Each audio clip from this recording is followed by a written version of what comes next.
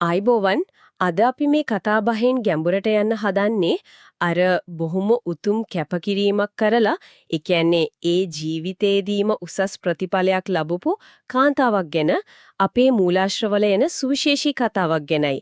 මේකෙන් ඇත්තටම පේනවා අර ධාර්මිකව අවංක සිතින් දෙන දෙකේ තියෙන බලය. ඒක කොයි වගේද කියලා. ඔව්.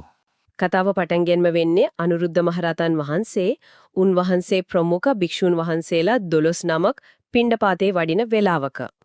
එදා දවල් දානයක් ලැබෙන්නේ නෑ උන්වහන්සේලාට.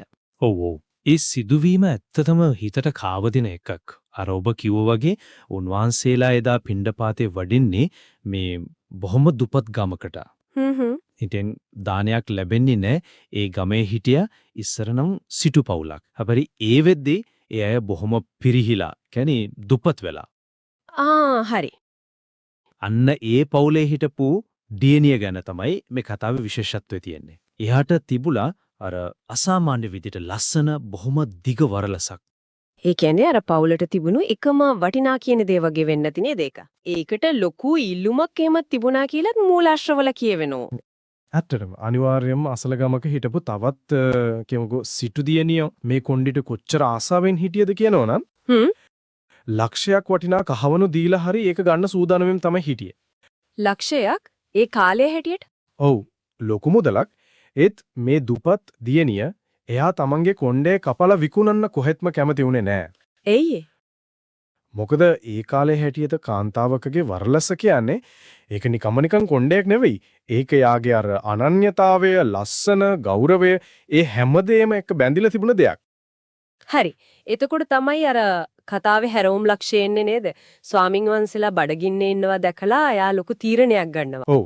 එතන තමයි වැදගත්ම දේ. තමන් කොච්චර අගය කළත්, කොච්චර ආස කළත් ඒ මොහොතේ අර කුසගින්නේ ඉන්න ස්වාමින් වහන්සේලා දැක්කම එයාට හිතුණා තමන් සතු වටිනාම දේ. ඒ කියන්නේ අර කොණ්ඩේ ඒක කපලා විකුණලා හරි මේ හාමුදුරුවන්ට දානයක් දෙන්න ඕනේ කියලා. ඒක ලේසි තීරණයක් වෙන්න නැතුව ඇති.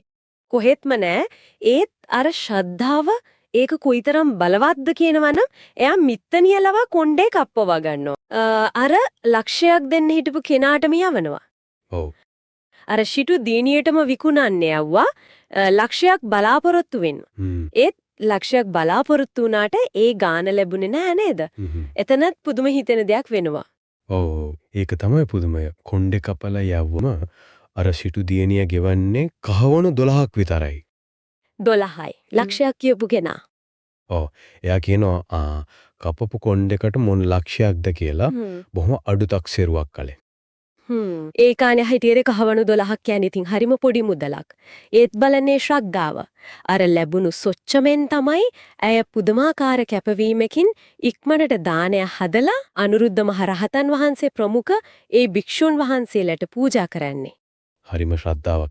ඉතින් දානේ වැළඳුවට පස්සේ අනුරුද්ධ හාමුදුරුවෝ අහනව නේද මේ දානේ දුන්න කෙනා ගැන?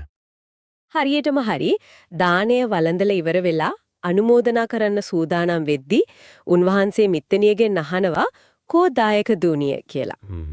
එතකොට මිත්තණිය කියනවා අනේ ස්වාමිනී එයා අර කොණ්ඩ කපපු නිසා ලැජ්ජාවෙන් ගේ ඇතුළට වෙලා ඉන්නේ කියලා. ඉතින් සම්පූර්ණ විස්තරය දැනගත්තම අනුරුද්ධ හාමුදුරුවෝ කියනවා කමක් නැහැ ලැජ්ජ වෙන්න දෙයක් නැහැ එන්න කියන්නේ එළියට කියලා.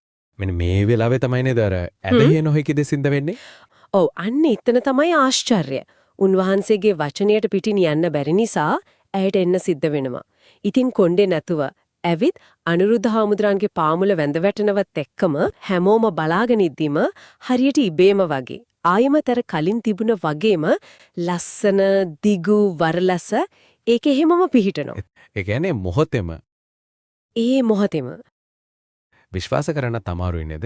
ඒ කියන්නේ අර චේතනාවේ පිරිසිදුකම අර කැපකිරීමේ අවංකකම ඒක කොයිතරම් බලවත්ද කියලා පෙන්눔 කරනවා. හරියටම.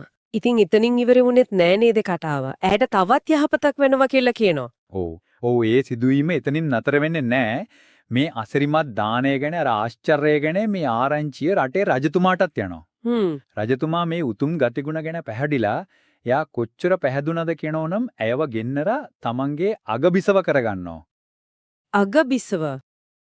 ඔව්. ඒ කියන්නේ බලන්න මේ ජීවිතේදීම ඇයට අර කරපු පරිත්‍යාගයේ ඉහළම විපාකයක් ලැබුණා. ඉතින් මේ කතාවෙන් අපිට පැහැදිලිවම පේනවා අර ධාර්මිකව පිරිසිදු සිතින් කරන පරිත්‍යාගයක තියෙන අසීමිත බලයක්. සමහර වෙලාවට ඒ ආනිශංස කර්ම විපාක විදියට මේ ජීවිතයේදීම වුණත් ලැබෙන්න පුළුවන් කියන එකට මේක කදිම උදාහරණයක්. අනිත් කාරණේ තමයි අර දානයේ වටිනාකම තීරණය වුණේ අර කහවණු 12න් නෙවෙයි නේද? ඒ පිටුපස තිබුණු අර අසීමිත ශ්‍රද්ධාවෙන් අර කැපකිරීමෙන්. එසේනම් අවසාන වශයෙන් අපිට හිතන්න දෙයක් ඉතුරු වෙනවා වගේ යම් දෙයක සැබෑ වටිනාකම ඒක දීර්ණේ වෙන්නේ ඒකේ බාහිර පෙනුමෙන් නැත්නම් වෙළඳ පොලේ තියෙන මිලෙන් විතරක්මද නැත්නම් ඒ දේ යොදාගෙන කරන උතුම් ක්‍රියාවෙන්ද ඒ පිටුපස තියෙන අර නිර්මල චේතනාවෙන්ද මේ කතාවෙන් අපිට මතක් කරන්නේ කොයිතරම් පෞද්ගලිකව වටිනා දෙයක් වුණත් ඒකෙන් ලොකු කැපකිරීමක් කරලා කරන පොඩි දෙයකට වුණත් සමහර විට විශ්වාස කරන්න බැරි තරම් බලපෑමක් ආශ්චර්යයක් වුණත් ඇති කරන්න පුරුවන් කියන එක නේද? ඒක ඇත්ත. ඒක තමයි වැදගත්ම පාඩම.